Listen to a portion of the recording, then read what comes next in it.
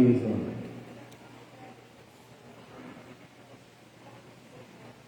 Glória a Deus, aleluia. Queridos, hoje nós vamos trazer uma palavra que ela precisa ser explicada mais vezes na igreja. Eu já trouxe essa palavra de uma forma, hoje vai ser um pouco diferente, mas a mesma palavra, mas foi numa quarta-feira no café teológico.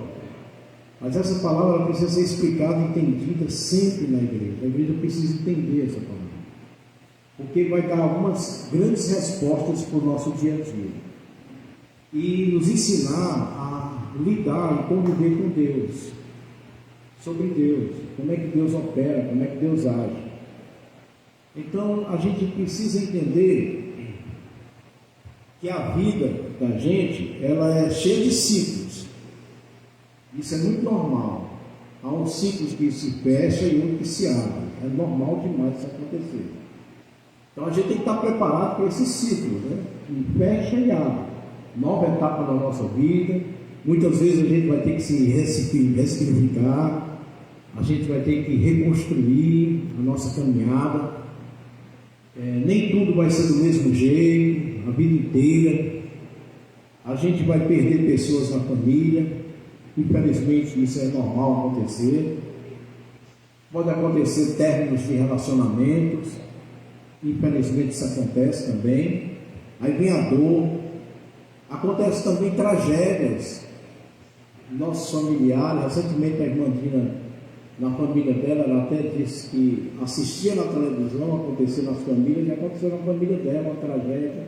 O irmão dela foi morto, foi assassinado numa praça. E o filho, quando vinha na academia, quando olhou, foi olhar o que era aquilo, era o próprio pai que estava deitado. Tragédias, calamidades acontecem. Crianças pequenas são violentadas, às vezes até pelo próprio pai. Há histórias e histórias vão sendo contadas aqui. E você pergunta, por que Deus permitiu? Mas você diz assim, por que Deus permite tanta calamidade, tanta desgraça? Aí alguns dizem algo que a gente vai explicar hoje. Deus está no controle de tudo. Eu vou explicar isso, que há um equívoco muito grande no cristianismo, de dizer, não, Deus está no controle de tudo. Deus, foi Ele quem permitiu isso, foi Ele quem disse aqui, foi Ele quem disse aqui, e joga toda a culpa em Deus. Quero dizer para vocês hoje que do jeito que você sofre e sente a dor de alguém que perdeu alguém, que aconteceu uma tragédia, e que acontece todos os dias, Deus também sofre. Deus sente. Não era isso que Deus queria. Gente, não quero dizer a vocês, não é isso que Deus quer. Por isso que Jesus orou assim, seja feita a tua vontade, assim na terra como no céu. Uma vez Jesus chegou em Jerusalém, no monte, olhou para Jerusalém e chorou. Sabe o que Jesus disse? Jerusalém, Jerusalém, chorando, ele estava dizendo. Não era com essa fala que eu estou dizendo aqui. Quantas vezes, olha só, quantas vezes eu quis juntar vocês como uma galinha junta os pintinhos debaixo das asas e vocês não quiseram. Jesus chorando lamentou. Não era isso que ele queria, mas o povo estava querendo outra coisa. Certa vez, Jesus, que fazia milagres, que era Deus, em Nazaré não fez um milagre. Um sequer fez milagre. Ele disse que um profeta não é bem aceito na sua própria terra. Quem está lembrado disso, levanta a mão. Ele quis fazer um milagre, mas a negação do povo impediu que acontecesse. Quantas e quantas vezes aqui, irmãos, olha, quando aconteceu aquilo com José do Egito, Deus considerou o mal. Enquanto intentaram mal contra mim, Deus operou o bem, ou seja, foi o mal aquilo. Ou você acha que quando Davi, que era um homem segundo o coração de Deus, tão paparicado por Deus, tão abençoado por Deus, quando Davi deixou de ir para a guerra, em determinado dia, lá do seu palácio, abriu a janela e viu uma mulher muito bonita tomando banho, e a desejou. Ele, sabendo que aquela mulher era casada, mulher do seu comandante, Urias, um homem dedicado a Davi, mas Davi ficou possesso daquela maneira, impulsividade enorme, e disse: eu quero que uma mulher traga para cá. E Davi pegou, teve relações com ela, errado, que Deus não aprovou isso, Deus não quis isso. Deus só olhando lá a atitude de Davi. Deus não queria isso. E Davi teve relações com ela. Davi achando que ia ficar só naquilo, de vez em quando pegava, curtia, ela engravidou. Aí veio o problema para Davi. Davi agora, que não pode haver esse escândalo aqui. Pensando que estava fazendo a coisa escondida, mas Deus estava vendo tudo. Deus estava provando aquilo. Deus estava no controle daquilo. Não, por quê? Porque ele não quis. Ele quis ver a liberdade do homem, o livre-arbítrio do homem se agindo a favor do bem ou do mal. Mas Deus não se intrometeu. Pastor, eu vou casar, eu vou orar a Deus, Deus tem o controle de tudo, e não vai chover no meu casamento, que é na praia. É assim? Deus não está no controle de tudo, de besteiras da gente não. De nunca, sei lá, acontecer um acidente de carro, de nunca o Raul viajar para essas cidades com vendas e o pneu nunca furar, o carro nunca dá o prego. Não existe essas coisinhas para Deus. Não, ele é meu filho vai fazer uma prova. Já que ele é meu filho, é crente, ele vai passar pelos outros tudinho. Não é assim. O ímpio estudou mais e passou. Quem está entendendo, diga amém. Então assim, a gente não pode pegar essa espiritualidade da gente pequena, menina, e jogar tudo nas costas de Deus, não. Aí voltando para Davi, ela engravida. E agora, Davi pegou mais uma vez, fez algo sem ser a vontade de Deus. Qual foi? Colocou Urias na frente da batalha para morrer, para ele ficar limpo e não ter escândalo em Israel. E Urias foi na frente da batalha e morreu. Davi matou o seu comandante, providenciou a morte do comandante. Deus estava no controle daquilo? Não. O que Deus queria é que Urias e que sua mulher vivesse bem para sempre, e que Davi nunca fizesse aquela besteira. Mas Davi fez essa besteira. Por quê? Existe a soberania de Deus e a liberdade humana, as duas caminham juntas. Vocês têm que entender e aprender. As duas caminham juntas. Deus é soberano, mas Ele não tira a sua liberdade de ação, de desejo. Quantas coisas eu e vocês fizemos que envergonha a Deus e Deus não queria que nós fizemos? Pecado. Quantas e quantas vezes a gente pega, Deus não quer, e a gente pega. Por quê? Nosso livre arbítrio, livre escolha. A gente tem o poder de decidir também. E Deus não nos fez robôs. Tudo que Ele diz você vai automaticamente. Não, Deus deixou a gente diferente dos animais. Como? Um relacionamento. É um Deus relacionado. A gente conversa com Ele, a gente troca conversas com Ele, a gente caminha com Ele caminha com a gente. É um Deus de relacionamento. É aonde entra a nossa liberdade de escolha. E muita coisa que Deus quer, a gente não faz. Eu pergunto a vocês, é ou não é verdade?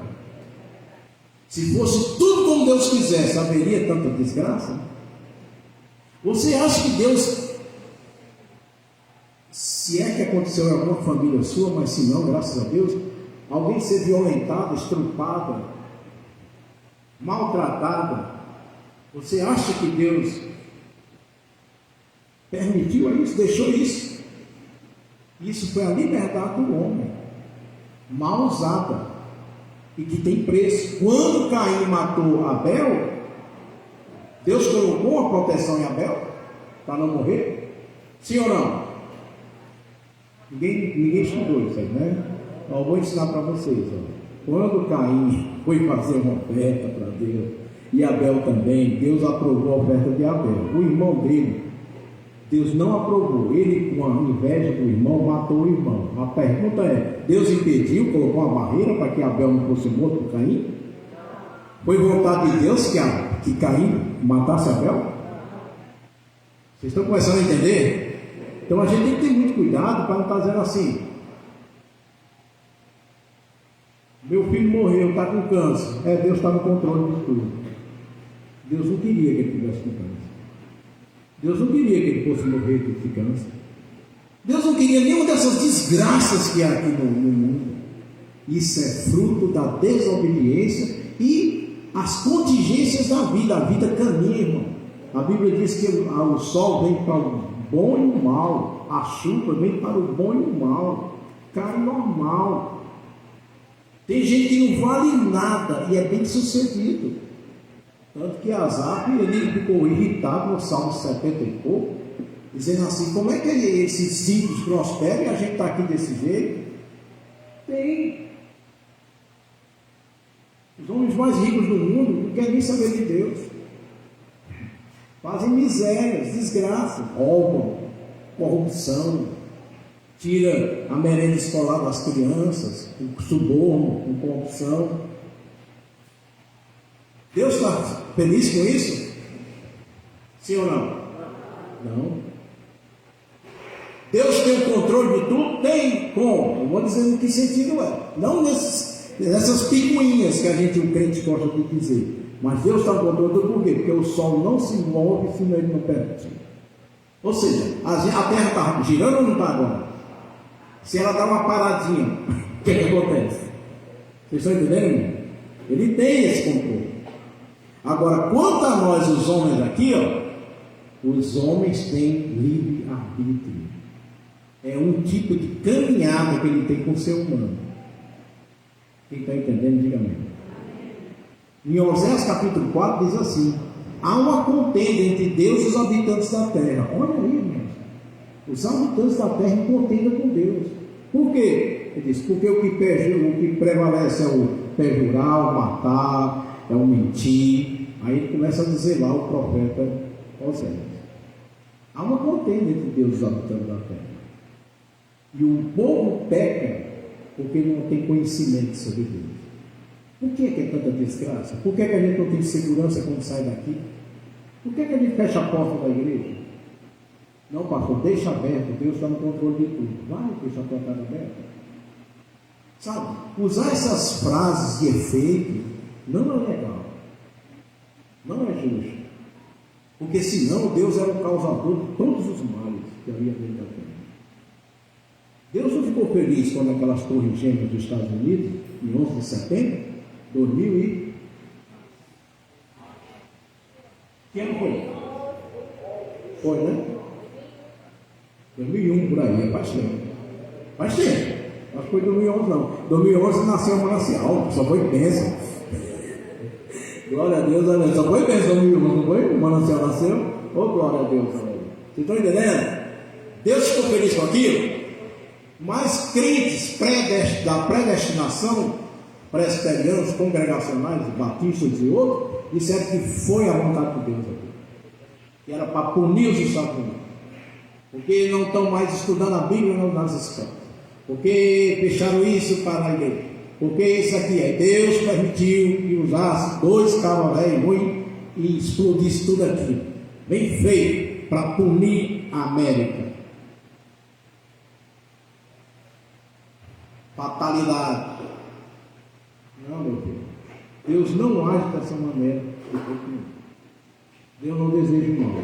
Os pensamentos de Deus para conosco é paz, de bênção, de esperança. Deus sofre. Eu quero perguntar uma coisa a vocês. Os seguidores de Jesus, aqui na igreja primitiva, sofreram ou não? Tiveram folga? Paulo, eu preguei domingo passado o sofrimento de Paulo se despedindo para Timóteo. Até na morte o sofrimento estava, mas a paz que excede todo entendimento estava guardada no seu coração em Cristo Jesus. Mas todos eles sofreram.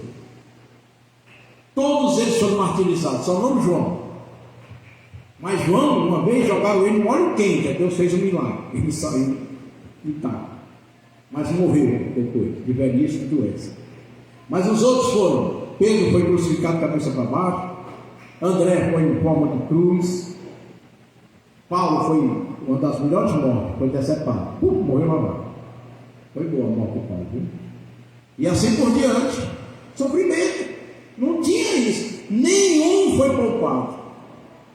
Diferente dos líderes religiosos hoje, né? Que anda de avião, tem presas tudo em nome da igreja, no dia do povo da igreja, não sofre, e se sofrer errado, crente não sofre. A teologia da prosperidade, né? Então tudo diferente, mas é isso que nós estamos ensinando na igreja. Igreja, nunca diga assim, foi a vontade de Deus, irmão. Por quê? Se o teu filho levar 6 tiros, tu está no controle de Deus. Deus não quer isso aí, né? Deus tem um controle em geral das coisas, mas em determinados detalhes é a minha decisão, são as minhas escolhas que eu faço da vida que podem gerar constrangimentos para mim. Vocês estão entendendo? Os pais dizem para o filho: não rouba, trabalhe direito, não faça isso, e os filhos fazem, vão preso. Não se envolva com gente ruim, se envolve, morre. Vocês estão entendendo? Decisões das pessoas. Enquanto Deus quer salvar, dá um padrão de vida em Cristo Jesus, aqui, ó, ande nisso aqui, e as pessoas não querem. Casamento está ruim, tá? Não segue as diretrizes de Deus para o casamento, porque a Bíblia dá um recado para tudo, para o solteiro, para o casado, para o viúvo, para todo mundo. Área do trabalho, emocional, tudo, a Bíblia está aberta. Quando nós não praticamos, é inferno, é desgraça, é só problema. Agora, se Deus fosse interferir em tudo na sua vida, não haveria problema para você, porque Deus ia se meter em tudo, você não ia ter liberdade de fazer nada, Deus ia se meter em tudo. Nós, os pais, não fazemos isso com os filhos. Eles têm que aprender, não tem a viver? Eles têm que aprender a ganhar um dinheiro, não tem para comer? Eles vão crescendo e têm que aprender. A menina pequena, não pode, não pode, pá, pega a menina, na mãozinha, não pode fazer isso. Nós mesmos fazemos isso, para educar os nossos filhos. A gente não deixa solto. Agora, quando eles começam a ficar de maior, aí começam a andar soltos. Aí eles vão responder por Deus, que a gente não tem mais o controle. Vocês estão entendendo, irmão? Glória a Deus, eu espero que sim. Então, deixa eu dizer uma coisa para você. Tem muitos textos na Bíblia que o povo está chorando. Há um Salmo 137 que o povo diz assim: nós não temos nem com que se alegrar, estamos tristes. A gente não pode nem cantar de tanta tristeza que há. E o que era? Eram os inimigos oprimindo o povo de Deus. E nós temos nossas opressões. Todo mundo aqui tem um tipo de opressão. Todo mundo aqui tem uma caminhada. Todo mundo aqui tem uma história. Todo mundo aqui sofre. Todo mundo aqui tem dores. Todo mundo aqui tem sombras. Todo mundo aqui tem seus quartos escuros. Todo mundo aqui tem uma coisa que quer vencer. Por isso que está na igreja querendo vencer.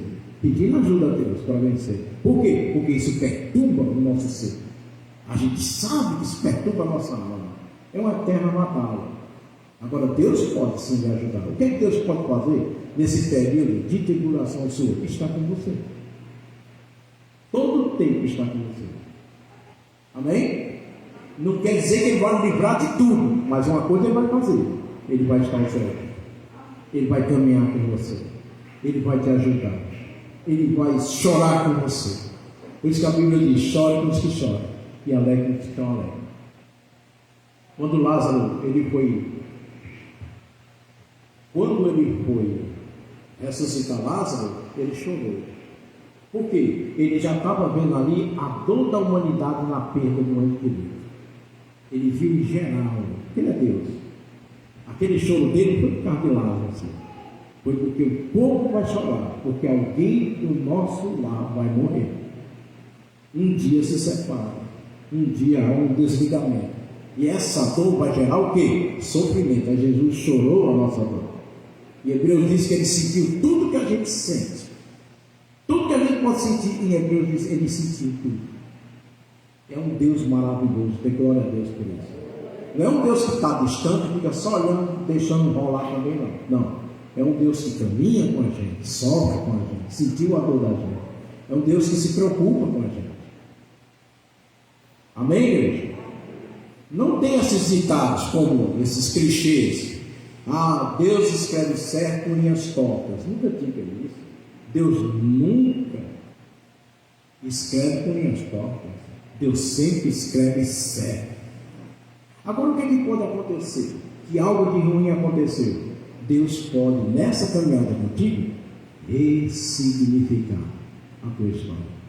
Foi o que ele fez com Davi? Na hora que Davi orou, Deus disse: o menino que vai nascer no ventre dela, do pecado, eu vou matar, vai morrer. Aí foi que Davi fez? Jejuou, orou, pediu perdão. Passou um monte de tempo de jejum e pedindo perdão. Mas quando o menino, quando a mãe deu a luz, o menino estava morto. Foi o que Davi fez? Ressignificou sua história. Eu errei, eu pequei, paguei o preço, sofri, fiz de tudo para mudar a situação, não deu certo, o menino morreu, mas eu não vou ficar chorando para sempre, eu não vou ficar lamentando para sempre, eu vou mudar a minha história a partir de agora. Pediu perdão a Deus, tomou um banho, pediu para comer no mesmo dia, e os servos dele disseram assim: como é que ele não comia nada e agora que o filho morre ele come? Por quê? Porque Davi sacudiu uma poeira e deu a volta por cima. É isso que Deus está, e Deus estava com Davi. E a Bíblia diz que na mesma noite ele deitou com a mulher, e ele pecou, mas já era a mulher dele, e de lá nasceu o grande Salomão. Deus ressignificou a história de Davi. Deus quer ressignificar a tua história também. Por isso que há sempre esperança para nós. A gente pode errar, pode acontecer, pode. Quem errar, meu filho, é difícil, acontece. Mas se errar, pedir perdão, não se acomodar no erro, pede perdão a Deus, clama ao Senhor e diz: Senhor, ressignifica a minha história. Estou disposto a escrever uma nova página, um novo capítulo da minha história nesse livro, e vai ser o livro da vida. Olha a Deus, e Deus faz. Por isso que há esperança para todo mundo, quando nós colocamos nossa esperança e a nossa vida nas mãos de Deus. Deus muda qualquer história. Deus pode mudar o quadro de vida que você está tendo. Assim, Deus pode.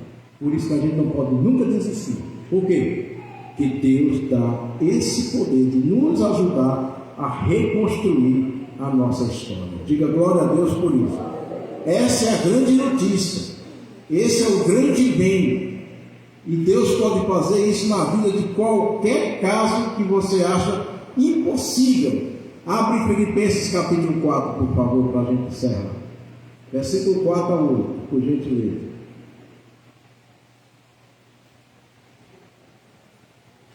Encontraram? Glória a Deus, aleluia. Alegrem-se sempre no Senhor. Novamente digo, alegrem-se. Seja a amabilidade de vocês conhecida por todos. Perto está quem? O Senhor.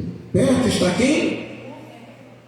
Não andem ansiosos por coisa alguma, mas em tudo, pela oração e súplicas e com ação de graças, apresentem seus pedidos a Deus. E a paz de Deus, que excede todo entendimento, guardará os seus corações e as suas mentes em Cristo Jesus, o Senhor. Finalmente, irmãos, tudo que for verdadeiro, aí manda a gente andar na linha. Tudo que for nobre, tudo que for correto, tudo que for puro, tudo que for amável, tudo que for de boa fama, se houver algo de excelente ou digno de louvor, pense só nessas coisas. Pense nas coisas que dão louvor a Deus e que engrandece a sua pessoa na presença de Deus. Fique em pé na presença do Senhor, em nome de Jesus. Glória a Deus, aleluia. Você não é para também dizer assim: eu dou graças a Deus porque esse mal aconteceu. Não, é chorar, é lamentar. Deus ressignifica essa situação. Você se lembra daquele cantor Cazuza? Quem se lembra que é mais velho aqui? Que se lembra? É famoso, da MPB. Ele morreu. A mãe dele pegou a causa da doença dele e criou um instituto para ajudar outras mães, outras pessoas. Ressignificou a morte dele. Aquele piloto de Fórmula 1 do Brasil, muito famoso, Ayrton Senna, da morte dele, a família, a irmã dele, que é presbiteriana, ressignificou a morte dele. Ou seja, hoje a gente se lembra dele com coisas boas. O Instituto Ayrton Senna, ajudando muitas pessoas. Nós podemos sim mudar, ressignificar uma coisa ruim que aconteceu na nossa vida. Você não precisa mais estar lembrando da coisa ruim da sua vida. Você pode dar um novo gosto a partir de hoje no teu passado, no que aconteceu com você.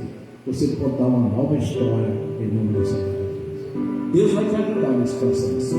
Deus quer reconstruir a tua história a partir de hoje. Não fica olhando para o passado, lamentando, mas deixando para trás o que se passou, porque eis que são novas todas as coisas, diz o Senhor. Amém? Levantar a cabeça, dá a volta por cima. Se você foi abandonado em relacionamento, se você foi maltratado em relacionamento, se você foi, seja o que foi, passou. Não alimenta essas coisas, abençoa. E pensa nas coisas do alto, como que Spence Scott diz. Pensa em coisas boas, coisas do alto. Pensa no novo caminho para a tua história. E deixa esse passado para trás.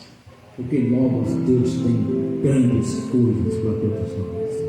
Aleluia. Curva sua cabeça. Comece a agradecer a Deus. Diz: Deus, faz de mim algo novo. Faz de mim alguém novo, Senhor. Uma nova história. Um novo momento. Um ressignificado de tudo que houve e que aconteceu na minha vida. Eu quero ter essa paz que excede todo entendimento. Eu quero respirar nova vida em Cristo Jesus, o Senhor. Zaqueu era um ladrão, um homem de péssima índole, mas quando encontrou Jesus, levou Jesus para a sua casa, levou lá no quarto onde estavam os roubos dele, disse: olha, eu vou restituir tudo ao pessoal. Eu estou arrependido. E hoje a gente olha para Zaqueu não mais como ladrão, mas como homem de Deus. Homem de Deus, para a glória do Senhor. Canta em oração essa canção. Eu quero ser um vaso novo nas mãos do Rei. É sua oração. Senhor amado, como vaso nas mãos do oleiro,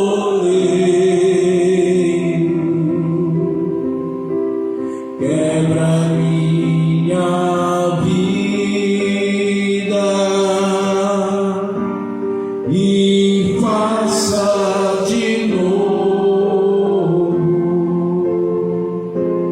Eu quero ser, eu quero ser um vaso novo, como tu queres, Senhor amado. Tu és oleiro e eu sou vaso. Quebra minha vida e faça de novo. Eu quero ser.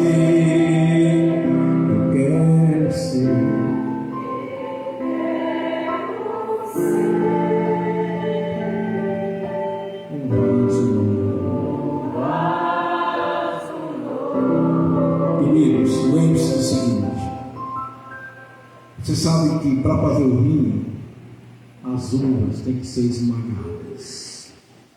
Quantas e quantas vezes no processo da sua vida você foi esmagado por dentro? Mas o melhor é que se tornou o vinho. Muitas e muitas vezes os diamantes se formam sob pressão. Azeitonas são pressionadas para liberar o óleo. Sementes crescem na escuridão. Em todo o processo, Deus caminha com a gente e vai ressignificar todo o tempo. Vai nos ajudar a dar uma nova história, um novo tempo para todos nós. Por isso não desanime, não baixe a cabeça. Você tem um Deus que é poderoso. Não vai te livrar de tudo. Isso é meninice, isso é meninice. A partir de hoje meu carro nunca bate, não acontece mais nem doença, não pego nunca Covid da vida, a Covid provou que vai acontecer. Não é assim. Mas peça a Deus que a vontade dele seja feita na sua vida, na sua história, e busque andar com ele. É a única forma para termos a verdadeira paz que excede todo entendimento, está guardado em Cristo Jesus, o nosso Senhor. Que o Senhor os abençoe e os guarde, que o Senhor os livre de todo o mal, que puder livrar e livra, mas que você possa andar debaixo das asas do Cordeiro de Deus, do Deus Todo-Poderoso, para que o seu coração, sua mente,